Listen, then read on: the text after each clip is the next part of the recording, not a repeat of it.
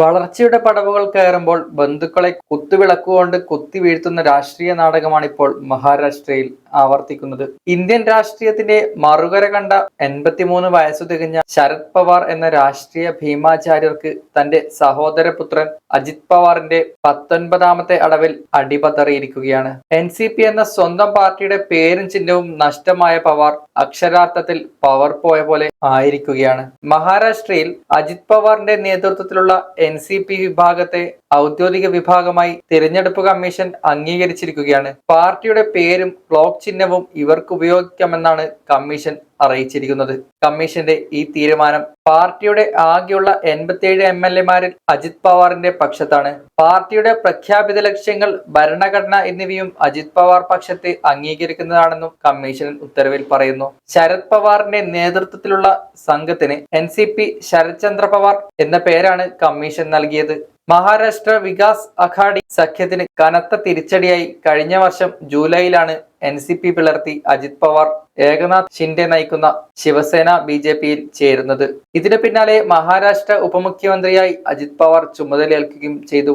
ഇതോടെ മോദിക്കെതിരെ ദേശീയ തലത്തിൽ ഉയർന്ന പ്രതിപക്ഷ സഖ്യമായ ഇന്ത്യ മുന്നണിയെ തകർക്കാനുള്ള ഒരു വഴി കൂടി വെട്ടാൻ BJP-ക്കായി. മഹാരാഷ്ട്രയിൽ NCP-യെയും ബീഹാറിൽ JDU-വിനെയും തകർക്കുക എന്നതായിരുന്നു സംഘപരിവാറിന്റെ തന്ത്രം. ബീഹാറിൽ നിതീഷിനെ മറുകണ്ഠം ചാടിച്ച് JDU-വിനെ പിളർത്തിയതോടെ ബീഹാർ ദൗത്യവും പൂർത്തിയായി. പ്രതിപക്ഷ സഖ്യത്തിന് വിത്തുപാകിയ നേതാവെന്ന നിലയിൽ നിതീഷ് കുമാറിനെ മറുകണ്ഠം ചാടിച്ചത് പ്രതിപക്ഷ കൂട്ടായ്മയ്ക്ക് നൽകാൻ കഴിയുന്ന ഏറ്റവും വലിയ തിരിച്ചടികളിലൊന്നായി. NCP-യെ തകർക്കാനുള്ള ശ്രമം മഹാരാഷ്ട്രയിൽ നേരത്തെ തുടങ്ങിയെങ്കിലും പവാറിന്റെ രാഷ്ട്രീയ തന്ത്രത്തിൽ പലതും പാളിപ്പോയി. എന്നാൽ ശരത് പവാറിനെ രാഷ്ട്രീയ ഗുരുവായി കാണുന്ന പ്രഫുൽ പട്ടേലിനടക്കം അജിത് പവാറിനൊപ്പം പുറത്തു ചാടിച്ച് NCP നേതൃത്വത്തിന് നേരെ വിപ്ലവ കൊടി ഉയർത്തിയത് ലക്ഷ്യപൂർത്തീകരണത്തിന്റെ ആദ്യ വിജയമായി. മഹാരാഷ്ട്രയിൽ NCP-യെ പിളർത്തിയതോടെ കോൺഗ്രസ് ഉദ്ധവ് NCP സഖ്യം ദുർബലമായി. ശരത് പവാറിന് പാർട്ടിയും ചിഹ്നവും നഷ്ടപ്പെട്ടതോടെ മഹാരാഷ്ട്ര ദൗത്യം NDA ഏകദേശം പൂർത്തിയാക്കി കഴിഞ്ഞു. സ്വന്തം അമ്മാവനെ പിന്നിൽ നിന്ന് കുത്തി മറാത്ത ദൗത്യത്തിന് കാർമ്മികത്വം വഹിച്ച അജിത് പവാറാണ് ഇപ്പോൾ ദേശീയ മാധ്യമങ്ങളിലെ ചർച്ച. അസാധാരണമായ ഒരു രാഷ്ട്രീയ വളർച്ചയുടെ കഥയാണ് അജിത്തിൻ്റെത്. മറാത്ത രാഷ്ട്രീയത്തെ പൊതുവെ ഷുഗർ പൊളിറ്റിക്സ് എന്നാണ് പറയുക. കാരണം അവിടെ ആരാണ് ഭരിക്കുക എന്ന് തീരുമാനിക്കുക പഞ്ചസാര മിൽ ഉടമകളാണ്. അവിടെ ഇറങ്ങിക്കളിച്ച് അടിക്കേണ്ടവരെ അടിച്ചും ഒതുക്കേണ്ടവരെ ഒതുക്കിയും തീർക്കേണ്ടവരെ തീർത്തുമാണ് അജിത് പവാർ വളർന്നത്. അതുകൊണ്ട് തന്നെ മറാത്തയിലെ ദാദ എന്ന പേരും കൂടി അദ്ദേഹത്തിന് കിട്ടി. ശരത് പവാറിന്റെ ജ്യേഷ്ഠ സഹോദരനായ അനന്തറാവുവിന്റെ മകനായി മഹാരാഷ്ട്രയിലെ പൂനെ ജില്ലയിലെ ബരാമതിയിൽ 1959 ജൂലൈയിലാണ് ജനനം. മഹാരാഷ്ട്ര എഡ്യൂക്കേഷൻ സൊസൈറ്റി ഹൈസ്കൂളിൽ നിന്ന് നേടിയ SSLC-യാണ് വിദ്യാഭ്യാസ യോഗ്യത.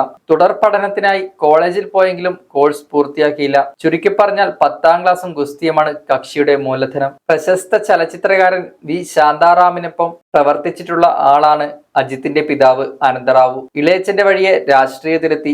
1982 പൂനെ ജില്ലയിലെ പഞ്ചസാര ഫാക്ടറി സഹകരണ ബോർഡ് അംഗമായാണ് പൊതുരംഗത്തെ പ്രവേശനം. 1991 മുതൽ 2007 വരെ പൂനെ ജില്ലയിലെ സഹകരണ ബാങ്ക് ചെയർമാനായിരുന്നു. 1991 ലോക്സഭാ തിരഞ്ഞെടുപ്പിൽ ബരാമതിയിൽ നിന്നും പാർലമെന്റ് അംഗമായിരുന്നെങ്കിലും ശരത് പവാറിന് മത്സരിക്കാനായി ലോക്സഭാ അംഗത്വം രാജിവെച്ചു. 1967 മുതൽ ശരത് പവാർ തുടർച്ചയായി 6 വട്ടം ജയിച്ച ബരാമതി നിയമസഭാ മണ്ഡലം സഹോദരപുത്രൻ അജിത്തിനു കൈമാറിയത് 1991-ലായിരുന്നു. പിന്നീട് തുടർച്ചയായി ജയിച്ചത് 7 വട്ടം.